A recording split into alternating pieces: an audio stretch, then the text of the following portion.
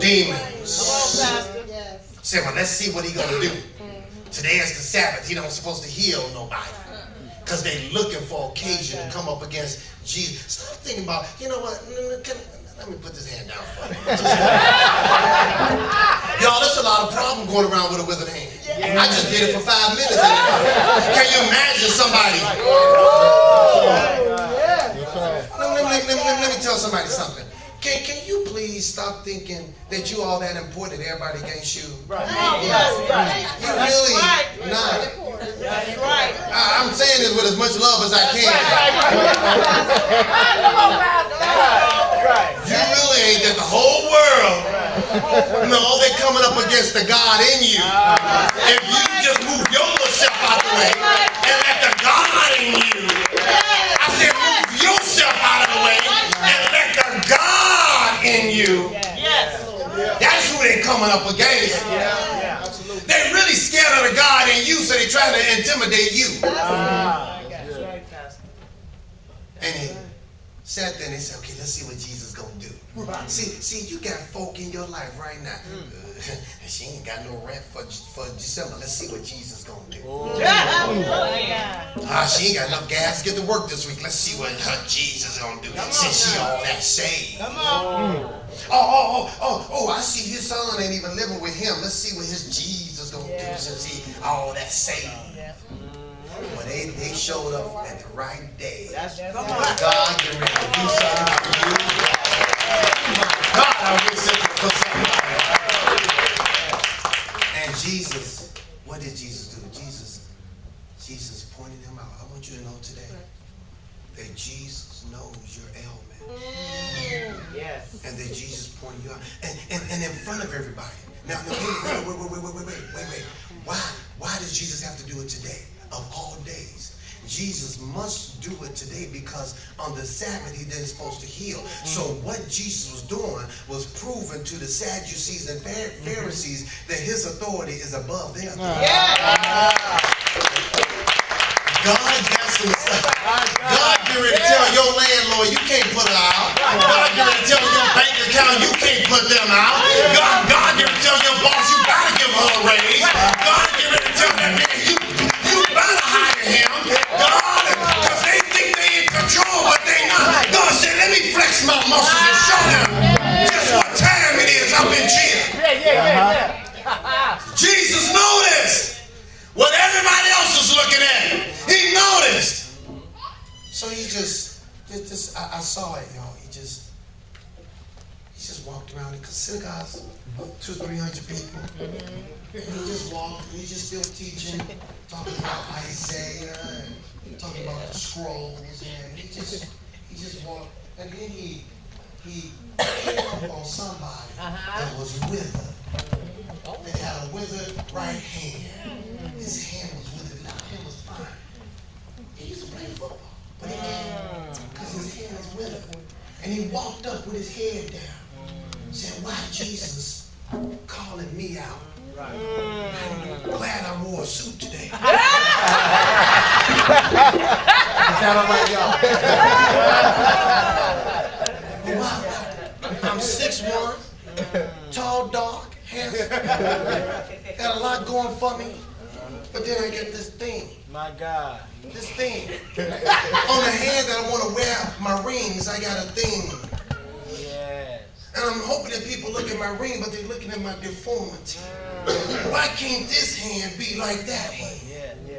Why this one gotta be? It'll be okay. It'll be okay if maybe even my left hand, because I'm right hand. But see, you need to understand, it said his right hand. Right in biblical is the side of authority. And so what God is telling you is that the place that you used to have authority that's been withered, he's about to now restore your authority. Oh my God, who am I talking to?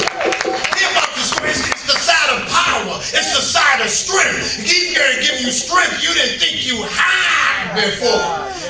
Tell somebody next to you, bump them and say, God, restoring my strength right now. I feel it. I feel like Samson here restoring my strength. I got my hair back.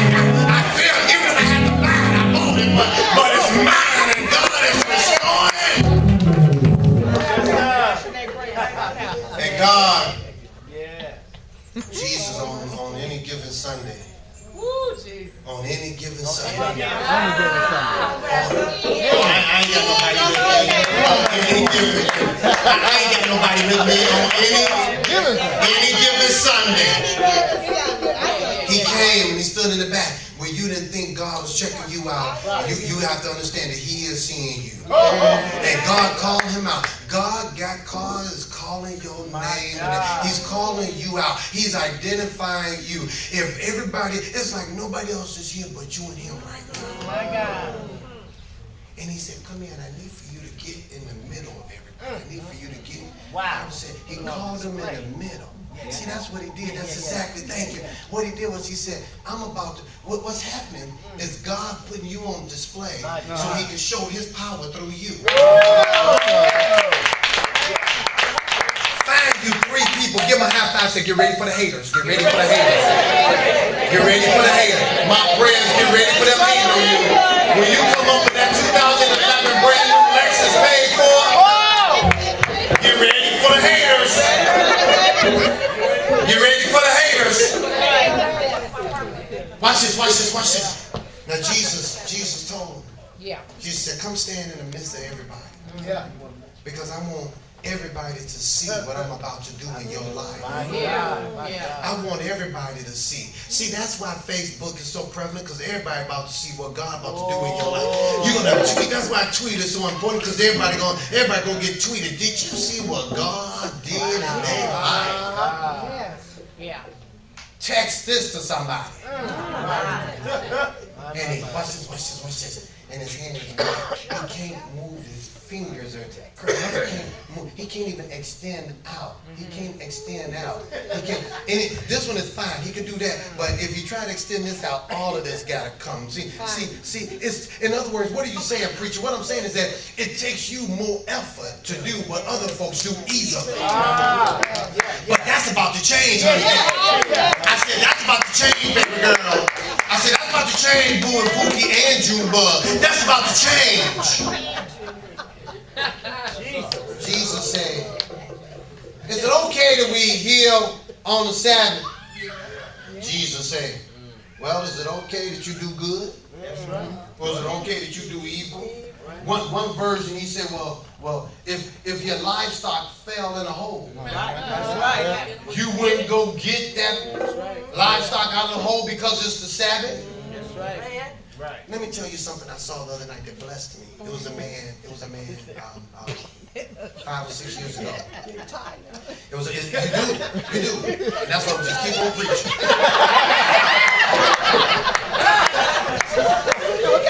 Man, so how's the weather? What y'all having for lunch? And watch this. The man was mountain climbing. He fell in the middle of some rocks. And a rock fell on his right hand. And he couldn't move, so he started videotaping himself. And he started saying, well, tell my mom and my daddy I love them. Tell my wife I love her. And he started to have a little knife, and he started to cut his own arm off. Cut through the skin, through the tissue, through the nerve cells. And then, because the knife was dull, he had to saw the bone. He was there for 5 days. But on the 4th night, going into the 5th day, when he was saying, I'm about to die. And this way I'm gonna die. So if anybody gets this video, can you please tell my parents this, my wife this? But he said he had a vision. He had a vision of a little boy talking to him. Now he didn't have any children, but he knew that God gave him a vision of his son, that if he died, the son is in him would die. See? And all of a sudden he started cutting even more and saying, this little boy, what would happen to me if I died before leukemia got here? I had leukemia in me. So if I die, the world don't get the divine pleasure of meeting Lakinya Sharon Daku.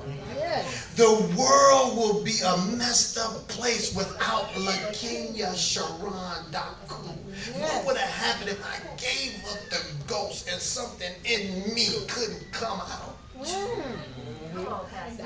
Break it down. Yes. Jesus said, this is what I need you to do. If you want to or not, it has everything to do with your faith and everything to do with your obedience. Okay. If you want to or not, just be obedient. All right. That's right, Pastor. That's right.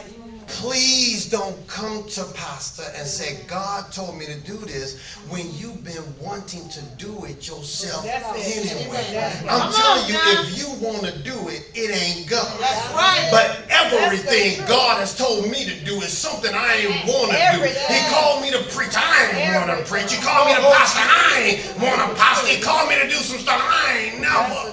He called me to tell somebody, call them and tell them that I forgive them. I didn't want to do that. Anything God has told me to do, I don't want to do it.